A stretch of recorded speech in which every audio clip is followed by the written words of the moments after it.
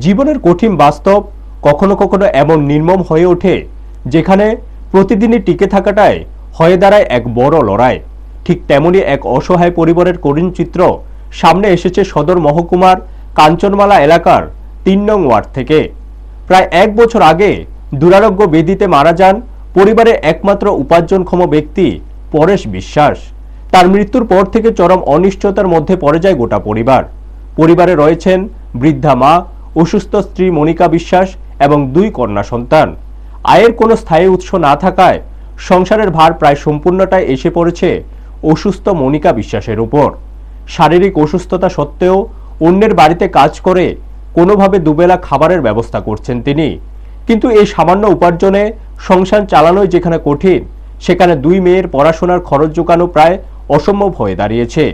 এই পরিস্থিতিতে কয়েক মাস আগে ছোট কন্যার পড়াশোনার স্বার্থে রাজ্য সমাজ কল্যাণ ও সমাজ শিক্ষা দপ্তরের কাছে স্পন্সরশিপ ভাতার জন্য আবেদন করা হয়, কিন্তু অভিযোগ সে আবেদনটি এখনো পর্যন্ত কার্যকর হয়নি। অফিসের ফাইলের স্তূপে চাপা পড়ে রয়েছে, ফলে দীর্ঘদিন পেরিয়ে গেলেও কোনো আর্থিক সহায়তা পায়নি ওই নাবালিকা। ব্যুরো রিপোর্ট, নিউজ তৎকাল 24। সমস্যা কি হইতো না, নাহলে আমার একটা ভাতার দেওয়ান দিছিলাম কাগজ জমা। কবে দিছিলেন? ও 1 বছর হয়ে গেছে। আচ্ছা, পুলা মারা গেছে বলে দিছি। ওইটা তো কোনো বাতার হয়েছে না। অনেকে নাতি নিলে আবার আমি কি আর নিজে কাম করে করাইতাম, বউর শরীর পালা না। অনেক সরকার তো ওইটা আমার দিল না নাতিনের। তো আপনি ছেড়ে কই? ছেলে মারা গেছে।